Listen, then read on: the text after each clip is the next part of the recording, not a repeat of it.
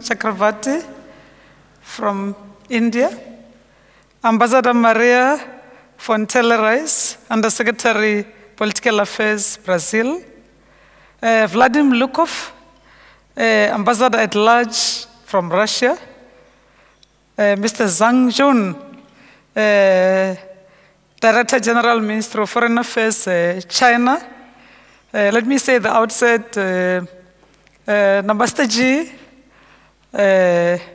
bon dia, morning Russia, and ni hao. Ladies and gentlemen, my table mates, in particular our key sponsor, Transnet, represented by Brian Malefe, TNA, Tony, Shepa, Shushepa, and our host mayor, executive mayor of eThekwini, Durban. I see Nafco here, I see many other friends with us here, fellow South African citizens. BRICS serves as a platform for dialogue and cooperation among countries that represent, as Peter said, 43% of the world's population, for the promotion of peace, security, and development in a multipolar, interdependent, and increasingly complex globalizing world. Coming as we do from Asia, Africa, Europe, Latin America, the transcontinental dimension of our interaction adds to its value and significance. BRICS is a continuation of the tradition that was firmly established 57 years ago, for those who are younger than me and don't know, in April 1955, when majority of countries of Asia and Africa met at the historic Bandung Conference to galvanize their collective muscle in the context of Cold War and assert themselves in the international system.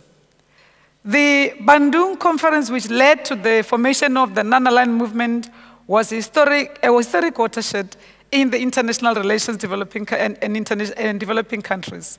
South Africa was represented in Bandung by the African National Congress as an invitee and freedom-fighting organization that has turned 101 years a few months ago.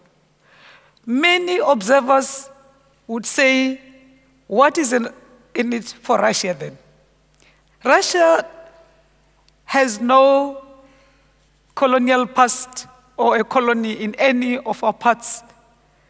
But during the Soviet Union, this is one part of Europe that has made it its business to help the nations in Asia and Africa who were fighting, and Latin America who were fighting for their freedom, to give them the requisite support. So Russia belongs to us. The present context of international relations and cooperation between Asia, Africa, Latin American countries, and the unique friend from Europe, which is Russia, remains critical and has become more important than ever before. BRICS has, since its inception, had a positive effect on international system. Largely one, BRICS countries have individually emerged to challenge traditional economic powerhouses. China has recently been ranked as the second biggest economy in the world, overtaking many economies. BRICS coordinate their position in action in international organizations, as we saw at the United Nations Security Council. In the midst of the current global economic crisis, many BRICS countries in the world are looking up, and even outside the BRICS, largely from the developing world, are looking at BRICS countries for the way out. BRICS economic power base includes the combined gross domestic product estimated at $13.7 trillion US dollars, 20 and 25% of the global GDP, as well as combined foreign reserves estimated at $4 trillion US dollars. BRICS account for approximately 11% of global annual foreign direct investment flows in 2012, at $465 billion and 17% of the world trade. BRICS economies have become the new engines of global growth.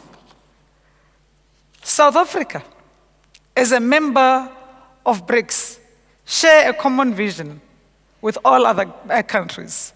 Like South Africa, our fellow BRICS nations are striving to enhance inclusive economic growth that will lead to an increase in job creation and of decent and sustainable jobs, advance the fight against poverty and accelerate economic transformation for our countries. We also dream and work to realize more equitable growth and more equitable global political and economic system. Our per capita income levels at purchase power parity favorably with BRICS partners estimated are at 11,000, only after the Russian Federation at 16.7 and Brazil at 11.85. Now, South Africa's comparative advantage within BRICS pertains to South Africa's considerable non-energy in situ wealth. And in the recent report commissioned by Citigroup of the US bank, which is a US bank, ranks South Africa as the world's richest country in terms of its mineral reserves, worth an estimated $2.5 trillion. South Africa is the world's largest producer of platinum, of chrome, vanadium, manganese, and the third largest gold miner, and offers highly sophisticated mining-related professional services, contributing significantly to the BRICS resource pool. Now, I'm closing the debate, Peter. Why is South Africa in BRICS? I'm sure I've buried it once and for all now. Okay. South Africa is investing 300 billion rands, if you like, $35.6 billion into expanding and improving railways, ports, fuel pipelines as a catalyst to help unlock the world's greatest mineral wealth. Africa will also continue to be buoyed by the exploding global demand for oil, metals, minerals, food, and other natural resources. Likewise, the African continent, which is arguably one of the world's largest unexplored resources basin, has abundance of riches, including 10% of the world's oil reserves, 40% of gold ore, and 95% of platinum. 60% still of unexploited, rich, arable land, which can provide or can become the #1 food security for the global population. The demand from BRICS countries for these commodities has been a critical resource for growth in the continent. But one thing for sure that African countries speak with one voice is we are now putting a stop to extractive industries, and we are taking this opportunity to welcome all BRICS member countries to work with us to industrialize, to improve on manufacturing and beneficiate. This will help us integrate our economies and improve or continue to improve on our infrastructure build in the continent. May I also hasten to remind colleagues in the room that Johannesburg Stock Exchange was ranked #1 in the world, as was the strength of South Africa's auditing and reporting standards. So, again, now you would understand why we think we are ready for the BRICS-led development bank as BRICS member countries. I think this is also an opportunity for our leaders to look at the possibility of even looking at the domicile of this bank. But that past the subject, we'll leave it to the leaders to decide. South Africa's excellence in science and technology has been confirmed with the support of the other BRICS member countries when South Africa was awarded the majority stake of hosting the Square Kilometre Array. We are now inviting BRICS member countries and other possible investors to look this way, South Africa, for our movement forward. I'm sure colleagues would also know that while the theme for the summit is BRICS and Africa, partnership for development, integration, and industrialization. We also would recall that while we will be completing the cycle, that this will be the 5th BRICS summit, we are also hosting this BRICS summit for the first time on African soil, coincidentally as Africa celebrates the 50th anniversary of the OAU-AU. Now, on the sidelines of the summit, or at the end of the summit, President Zuma will also host the first BRICS Africa retreat, which also further enhances partnership between BRICS and Africa. As we've seen that there's a lot of interest from BRICS member countries to work with South Africa. Not only with South Africa, but also with South Africa and other African member countries through NEPAD. So we'll have the leadership of the AU, starting with the AU chair, to the chair of the NEPAD steering committee, to the chair of the African Union Commission with ASEA in the afternoon. Now, the outcomes, the key outcomes of the summit, Peter, would, amongst others, look at what the Sherpas have been working on all night long, make sure that we finalize and have some very key announceable on the movement forward on the BRICS-led development bank, that we launch the BRICS Business Council, that we endorse the BRICS think tank, that we also look at other multilateral agreements pertaining to our interbank agreements which were signed earlier on and how we take this forward.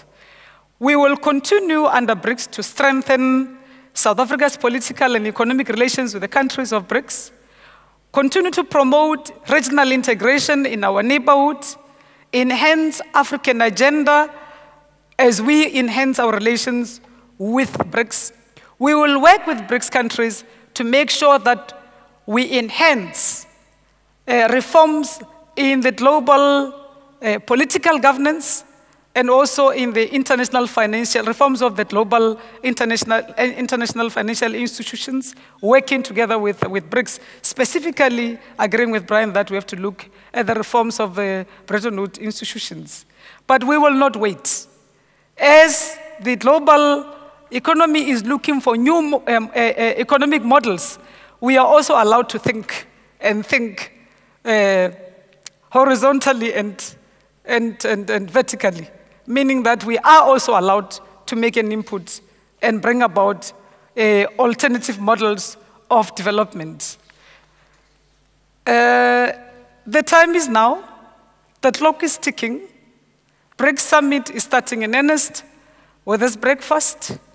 We will continue this afternoon with several other engagements, and tomorrow we'll continue with the state visit and an official working visit and bilateral meetings at official heads of state level, and then move straight into the summit. South Africa is in BRICS. South Africa completes BRICS. I thank you.